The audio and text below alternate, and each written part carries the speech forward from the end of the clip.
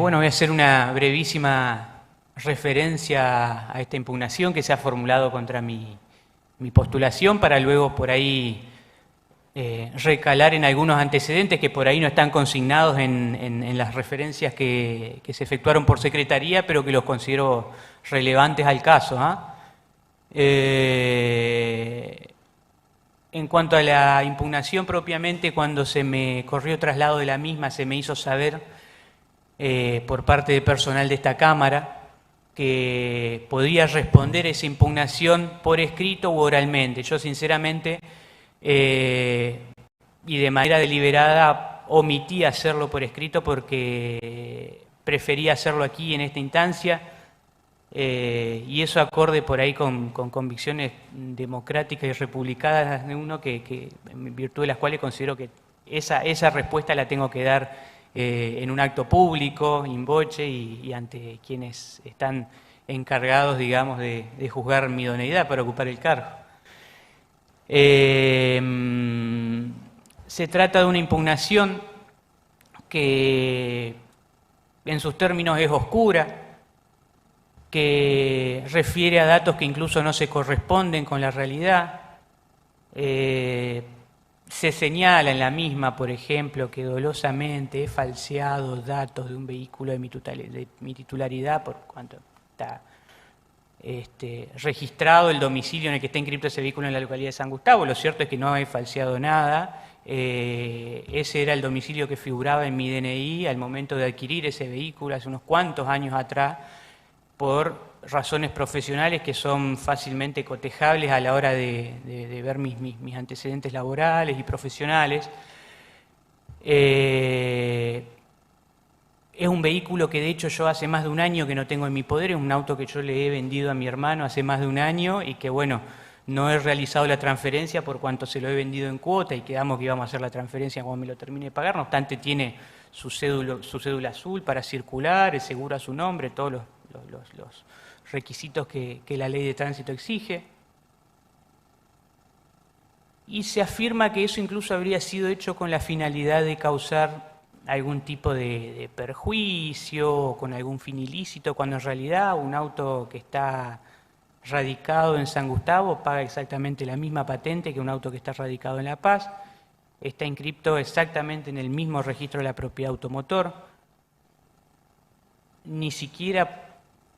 por ahí forzando la imaginación en cuanto al registro de conducir se puede llegar a obtener una ventaja, porque yo tengo mi registro de conducir originariamente otorgado por la Municipalidad de Santo Tomé, que es el lugar donde viví en el 2008, que es precisamente el primer organismo que me dio mi licencia, y todo lo sucesivo fueron renovaciones, así que no hay nada extraño, nada ilícito, como por ahí se pretende hacer ver en esa impugnación. Otra cuestión también merece abordaje, que es la afirmación hilarante, si se quiere, relativa a que yo había dejado ese auto ahí el día que ocurrió el incidente, que lo tuvo por protagonista la persona que ha efectuado la impugnación, y que no es cierto. No es cierto, de primer punto, no es cierto, a poco que ya, como he afirmado, ese vehículo no hace más de un año que no tengo la posesión de ese vehículo. Y bueno, y se refiere en el escrito como que se va a acreditar con elementos que obran en la causa penal. No hay ni uno solo de esos elementos, no han sido acompañados. Y sinceramente lo que yo creo es que esa impugnación ha sido introducida en este proceso de selección con la finalidad de poner un motivo para luego lograr mi apartamiento de la causa donde precisamente se lo investigaba al impugnante. Es decir, no hay nada casual, se presenta la impugnación y 5 días hábiles después se pide mi apartamiento de la causa con base precisamente en la impugnación que había sido presentada. Yo creo que el impugnante lo que hizo a través de esa impugnación fue poner un motivo para luego pedir que me aparten de la causa donde se lo estaba investigando a él. Lo que es quizás un poco penoso de todo esto es que una persona que resulta ser quizás uno de los más altos responsables de tutelar por la vigencia de la Constitución provincial, se valga de mecanismos institucionales tan valiosos como precisamente son estos procesos de selección de funcionarios y magistrados para lograr objetivos tan bajos. Es un juicio personal, ¿sí? Sinceramente, el hecho de que uno quizás deba usar 5 o 10 minutos de su alocución para responder a una impugnación que, como dije hace un ratito, se basa en hechos que no se corresponden con la realidad, es de alguna manera bastardear esta institución tan valiosa para la institucionalidad entrerriana, valga la redundancia, como es precisamente un proceso de selección de funcionarios y magistrados. Hechas esas consideraciones, y quizás para presentarme, bueno, ya han sido referidos mis datos. Que vos habías logrado o habías manifestado una devolución respecto de la observación de la falsedad de datos, pero que también había otra observación que era la de imparcialidad y objetividad, por cuanto se manifestaba en esa impugnación de que se encontraban presentes familiares tuyos en el lugar donde se suscitó ese conflicto ciudadano que tomó público conocimiento en nuestro departamento. Quería por ahí, bueno, consultarte respecto de ese aspecto, qué opinión tenés al respecto, si considerás que hubiese sido o que corresponde, o no, indudablemente, porque creo que no lo has hecho, el excusarse en los términos del artículo 60 del Código Procesal Penal. Y por otro lado, como segunda pregunta también, según entiendo, ese hecho generó dos causas. Una llevada adelante por el comerciante y otra por el cliente, que también hace una denuncia que generan, o sea, ambas situaciones generan, o digamos, las dos personas generan causas que recaen en tu fiscalía. En ese sentido, preguntar si respecto de ambas causas se ha podido avanzar en el trabajo y un poco sin, obviamente, entrar en detalles que no correspondan desde el escenario judicial, pero sí saber un poco cómo se han dado el devenir de esas dos causas, teniendo en cuenta que son también un poco el objeto de esta investigación, ¿no es cierto?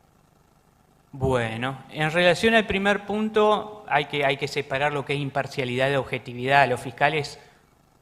por definición, no podemos ser imparciales porque de hecho somos partes, ¿sí? Quizás lo que pueda cuestionarse es una falta de objetividad, que entiendo que tampoco es procedente. No es procedente por cuanto quizás yo carecería de objetividad si alguno de mis familiares hubiera estado involucrado como parte en el hecho que se investiga, cuando en realidad alguno de ellos tuvo tuvo la oportunidad de estar viendo qué es lo que ocurrió, y esa persona, ese familiar mío, fue citado como testigo a la Fiscalía. No entiendo que se verifique una falta de objetividad cuando quien es familiar mío no se haya involucrado en el conflicto mismo, sino cuando estaba ocasionalmente en el lugar y presenció los hechos, y de hecho fue citado como testigo, digamos. Y de hecho, precisamente esa falta de objetividad alegada se cae por sí sola a propio que, o en el momento en que pueda analizarse la forma en la que se llevaron a cabo los primeros actos de investigación. Es decir, no fue mucho tiempo el que pude estar a cargo de la investigación, porque luego fui apartado, que es una cuestión a la que ya voy a hacer referencia. Pero se tomaron a razón de 3 declaraciones testimoniales por día, que de hecho las tomaba yo personalmente, no las delegaba en nadie, precisamente teniendo en cuenta las características de la causa. La denuncia del señor Castrillón la tomé yo el domingo a la mañana, personalmente, lo hice ver por el médico forense. Se han recabado localización de cámara de seguridad,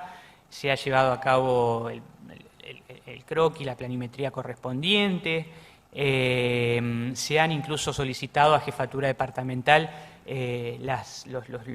audios de los llamados telefónicos de las personas que avisaban precisamente qué era lo que estaba ocurriendo en ese momento y en ese lugar. Es decir, redondeando, imparcial no puedo ser, básicamente, y faltas a la objetividad no solo no es posible que puedan alegarse por cuanto quienes se dice que eran familiares míos y estaban ahí, es decir, los familiares míos que estaban ahí estaban de casualidad mirando y de hecho fueron citados como testigos, sino que también uno ve los primeros actos de la investigación y dice, porque, a ver, la falta de objetividad también tiene que fundarse en datos concretos, digamos, ¿no? Esto es hasta el momento, o esto es así hasta el momento en que yo creo que fue todo el mismo día, se presenta la impugnación contra mi postulación aquí en el Senado y esta persona que me impugna presuntamente, digo presuntamente, amenaza a mi padre por teléfono, razón por la cual mi padre hizo una denuncia también en la unidad fiscal. Y bueno, y en ese momento es que se solicita y se resuelve mi apartamiento, lo cual entiendo incluso plenamente justificado, porque ahí sí entiendo que hay razones que permiten temer de que no sea objetivo, más allá de que yo realmente no abrigue ningún deseo de perjudicar a quien impugnó mi postulación. Lo cierto es que cualquier imputado o acusado puede sospechar que si es denunciado por amenaza por parte del padre, en este caso del postulante, y encima impugnó el pliego del postulante, tenga alguna chance de pensar que lo quiere perjudicar. Y bueno, es un temor razonable y por eso se pide mi apartamiento y por eso se resuelve mi apartamiento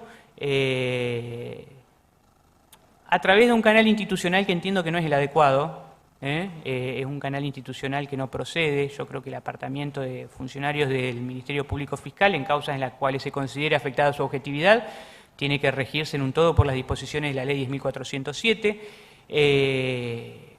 pero en definitiva, hecha esa salvedad, y bueno, en ese momento sí, obviamente me tengo que apartar.